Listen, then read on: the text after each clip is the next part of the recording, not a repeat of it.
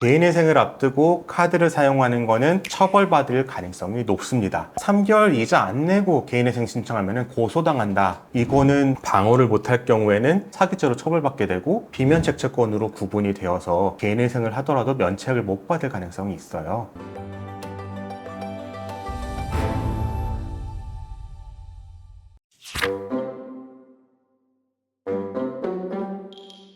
개인회생 하다가 사기로 고소당하는 경우가 종종 있나요?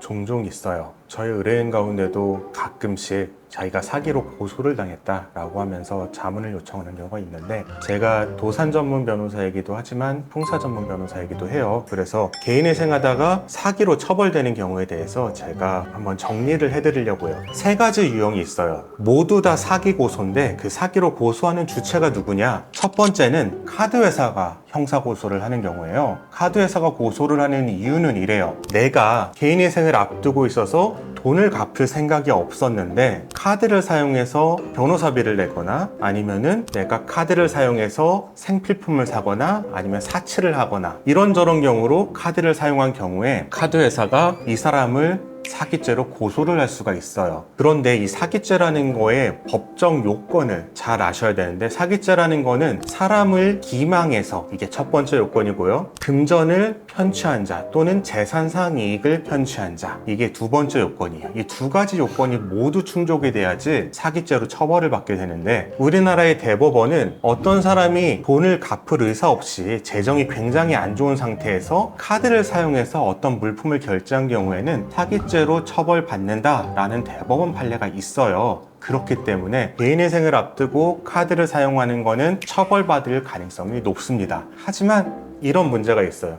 처벌을 받으려면은 검사가 수사를 해서 증거가 있어야 되는데, 내가 처음에 카드를 결제할 때 이 돈을 갚을 생각 없이 카드를 썼다는 거를 증명하기가 굉장히 어려워요. 내심의 의사이기 때문에 딱 갚으려고 했는데 갑자기 사정이 안 좋아져서 회생을 하게 됐다 라고 하면 충분히 방어를 할 수가 있거든요. 이게 첫 번째로 사기죄로 처벌받을 가능성이 높지만 그럼에도 불구하고 처벌 안 받는 첫 번째 이유고, 두 번째 이유는 카드회사도 형사고소를 하려면 인적 비용 그리고 물적 비용이 소요가 되는데, 카드 수십만 원 쓴 거, 카드 한 100만 원 쓴 거 가지고 이 카드회사들이 고소를 하지 않아요. 그건 고소라는 돈이 오히려 더 들기 때문에. 이런 점이 있어서 실제로 카드회사가 사기로 고소하는 경우는 드물다. 고소됐다면 정말 운이 없는 경우다 라고 생각을 하면 될 것 같아요. 그 다음 두 번째는 대출을 해준 금융회사, 예를 들어 신한은행 같은 제1금융권, 저축은행, 대부업체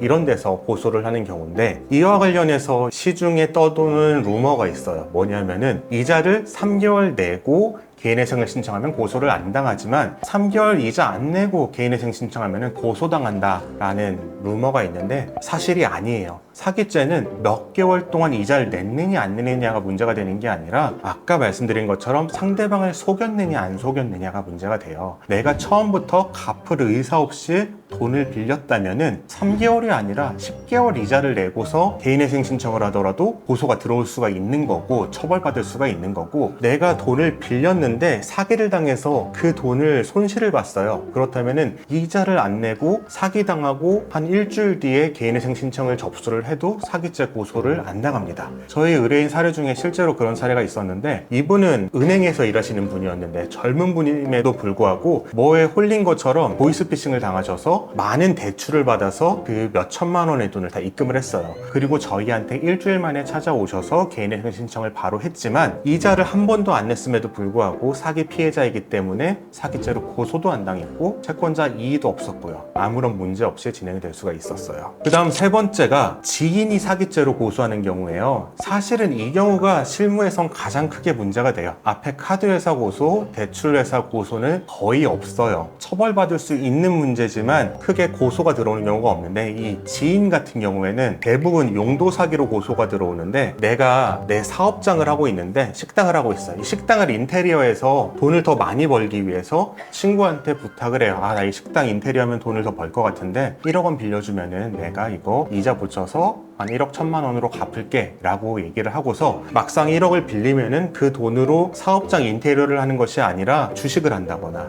아니면 여행을 간다거나 어디 빼돌린다거나 이런 식으로 돈을 사용하는 것을 용도 사기라고 하거든요. 용도를 속였다고 해서 용도 사기예요. 이게 과연 처벌받는 것이냐 아니냐에 대해서는 조금 다툼의 여지가 있지만 우리나라에서는 지금 처벌을 하고 있고 감정 상태가 안 좋아진 지인의 경우에는 100% 형사고소를 한다고 보면 돼요. 이거는 방어를 못할 경우에는 사기죄로 처벌받게 되고 비면책체권으로 구분이 되어서 개인회생을 하더라도 면책을 못 받을 가능성이 있어요. 이 세 가지 형사고소 유형 중에서 유독 주의해야 될 게 있다면은 지인의 용도 사기 이런 부분은 꼭 주의를 하셔야 됩니다. 그럼 어떻게 방어해야 되나요? 일단 그렇게 빌리면 안 되고요. 만약에 빌렸는데 이런 경우가 있을 수 있어요. 나랑 이 친구랑 정말 초등학교 때부터 정말 친한 친구고 내가 집에 부모님이 돈이 많아서 내가 뭐 사업을 한다고 해도 얘는 어차피 내 말 안 믿었고 너네 부모님 보고 빌려주는 거야? 라고 해서 빌려준 경우, 이런 경우에는 내가 용도를 속였다고 하더라도 돈을 빌려줄 때 얘가 속아서 빌려준 게 아니기 때문에 사기죄가 성립을 안 하죠. 이런 거는 사실은 개인이 가서 변론을 하기에는 굉장히 어렵고요. 변호사가 붙어서 해줘야 되는데 개인회생 사건에서 문제가 의뢰인들이 돈이 없어요. 이런 형사사건은 기본적인 수임료가 한 1천만 원은 되거든요. 돈이 없으니까 잘 대응을 못하는 경우가 많아요.